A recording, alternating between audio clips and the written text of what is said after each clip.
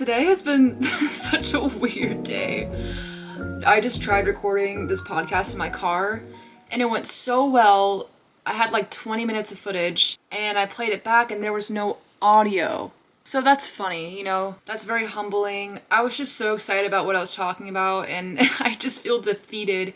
And you know what? It was one of those mornings where I woke up and just started crying for no reason. And then, your parents call, your mom calls, and you have this like apple in the back of your throat for no reason. And she just asks like you a simple question like how you're doing. And then you just start crying.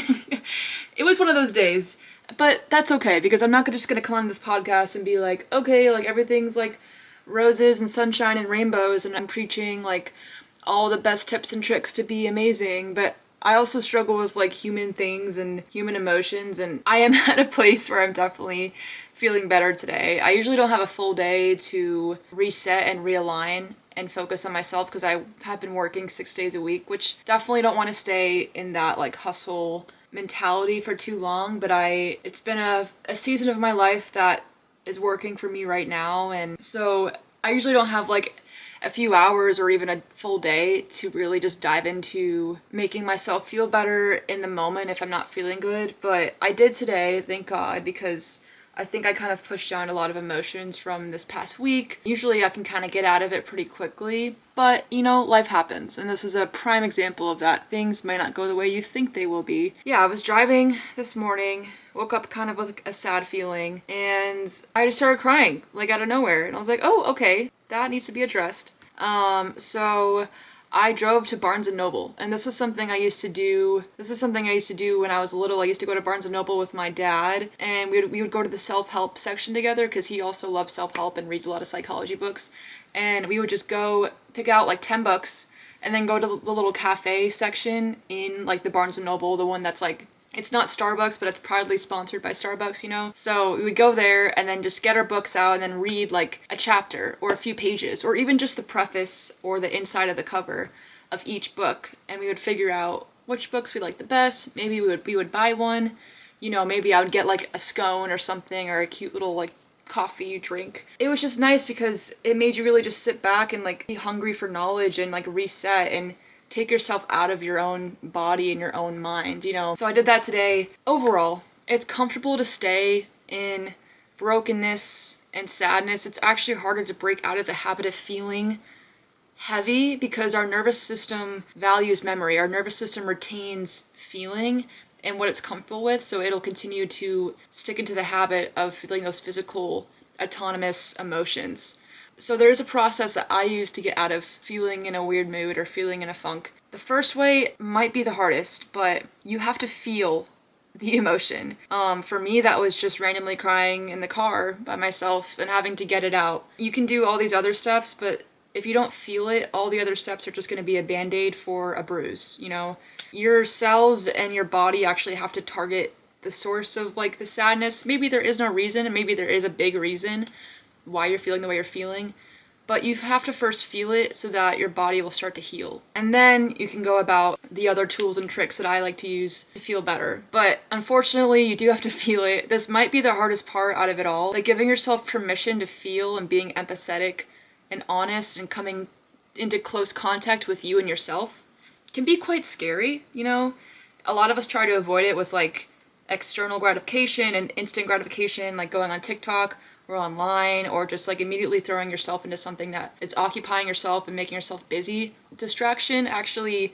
pushes back you growing and healing and learning. I would say just feel it first. We're gonna move on to the next video because my camera's about to die.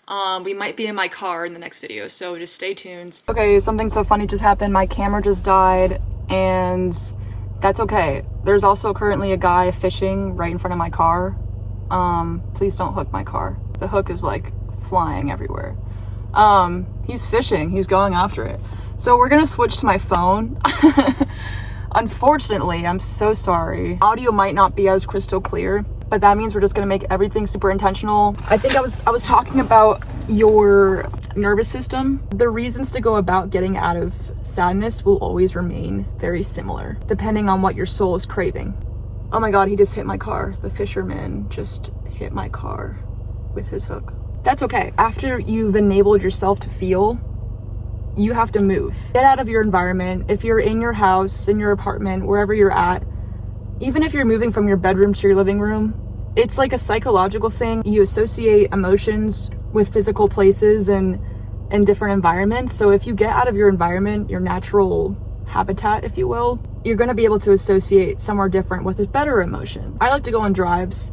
I like to get outside. I'm blessed that I am around nature in my new living situation, which is beautiful. But not everyone has complete access to nature. You might be in a city. You might be surrounded by, a bunch of skyscrapers. You might be in very close quarters with your roommates or people next to you. If there's a way you could just get close to like a tree, just like one singular tree. Nature is the most natural form of matter and existence on our planet. If you truly want to feel grounded and embodied by that natural element, I would say just get outside and move and be around nature. That's kind of like 2 and 3 steps. So first off, move, change your environment. Your thought patterns are going to change once you change your environment. Getting outside is good.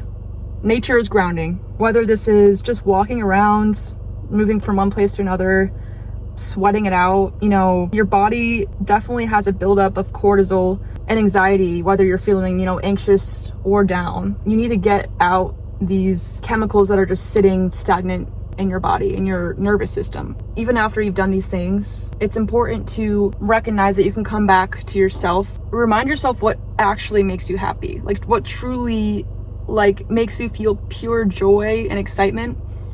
Think about what you used to eat or drink or an activity you would do when you were 6 years old. Like, did you really like a certain type of fruit? Did you like to go to the store with your mom and get a certain type of drink?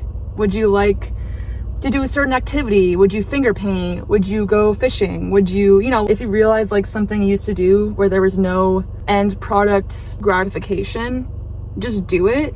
And it's going to give you that joy and reassurance that you can make yourself happy without external forces, because you are controlling your reality. When we were kids, we were still molding our life and sculpting our reality, that we would just do whatever instinctually we wanted to do. Once we become more molded by society and the pieces and the people and the places around us, it's harder to go back to like that malleable brain that we once had as kids. There's so many things we can pull from within the depths of our soul that our soul craves that we don't do anymore. That was like today. I went to Barnes & Noble, was doing my reading, and I got a blueberry scone, heated up. I haven't gotten a scone for so many years, but I used to go and get like little pastries from Starbucks when I was little with my family, and it was like the most purest like form of excitement and joy.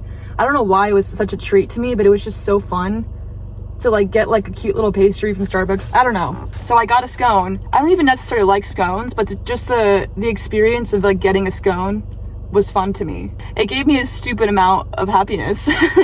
It's kind of funny like how much happiness it gave me. Yeah, so I just bought a camera a few weeks ago, and I've always wanted to learn how to take pictures, because I always used to like take pictures for fun and edit them, not for any gain or extrinsic value. I would just do it because I liked capturing life. All of us can see life in such a cool way, and so let's capture that in the way that makes us happy. Like right now, I see a little rainbow over the waterfall, but I only think that from my point of view, I can see that rainbow. Someone else could see a whole different array of colors from a different point of view looking at the same lake. Like, we all look at life in such different ways. And I feel like this is the best view here right now though, because I can see like this huge rainbow. If I move, it goes away, but like right here, I can see a rainbow, and it's so cool. Anyway, that just goes to show everyone has their own ways of tapping into like their inner child, their inner kid. Find the way that works for you. Just think of what used to genuinely make you excited when you were younger for no reason at all. And then I already talked about this today, but knowledge is power. Whenever I am feeling low or anxious or my body feels pent up, I like to understand why I'm feeling the way I'm feeling. Knowledge truly is power. Whether you want to educate yourself specifically on where that's stemming from, or you want to educate yourself on something else.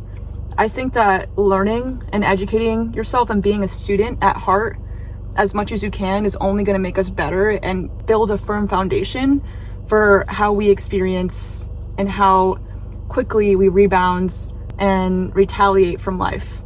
yeah, I was reading a book about, I think it was called 4 Hour Work Week. It was about like entrepreneurship, and how we can utilize that, to make more money. I've been really interested in finances lately, and the mindset that comes with money, and the mindset of millionaires, and like how to tap into that. Knowledge is limitless, and I truly believe educating ourselves in some form when we are feeling down will just give us this power and resilience that will make the feeling of feeling down irrelevant and smaller. They won't feel as big and all-consuming. There's so much more, and so much more of this life we can zoom out from. And I think just learning about even someone else and their story can help you zoom out, because most of the time when you are feeling down or anxious, you're focusing on the feeling, and it's just growing and growing and growing. I read something the other day, and it was like, if you look at yourself in the mirror, your emotions that you have on your face are going to be multiplied back to you. And that's just a symbol of like life with anything you do. Just start looking in the mirror and really focusing on your facial expressions. If you're smiling and then you see yourself smiling back to yourself, it's gonna like multiply exponentially, and your mood is actually gonna get better. That sounds a little silly. Why would you smile in the mirror when you're not feeling well? That sounds a little psychotic. But if you're looking at yourself in the mirror and you look sad, it's just gonna heighten, and it's gonna multiply and fester in a negative way. So that's another random tidbit. I think that's all I wanted to really talk about. I know that these few steps I just listed out have worked really well for me, like literally today. And I know what it's like to be in a funk, and I'm someone who's very empathetic and very sensitive, and that's such a beautiful thing. I honestly wouldn't want it any other way. It can be very beautiful, but it can also forces me to be very intentional and very aware of how I'm feeling, because if I don't attack why I'm feeling down or in a funk, it's just gonna get a lot worse, and we don't want that. And if you're listening to this, that probably means that you're not feeling so great. But I'm going to encourage you, after you are done listening to this, or right now, I'm going to encourage you to get up, feel your emotions, and then move, and just get it out of your body. If you do some of these steps that I talked through today, I really hope they do help. We're just building a muscle to be flexible, because all of us are so resilient. Our brains are like software computers that are just constantly learning, but they're also malleable and flexible, and they're not hardwired. So you're not sad, you're just having an interesting day. You're just having a bad moment. Don't define yourself as sad, because you're gonna stay there. Go and have a wonderful rest of your day. It's a miracle to be alive. I know that I am worlds different from this morning. I am exhibit A, so give yourself grace. It's gonna take time, but you're gonna see a difference, and just be patient with yourself, because you are incredible, and you're resilient, and you're awesome, and I love you, and I appreciate you being here. Follow this podcast or YouTube or wherever you're listening, and leave a rating so that I can keep doing this. I really love doing this, and I think it can help a lot of people, because I know that the things that I talk about I've used in my life, and they've helped me. So thank you so much.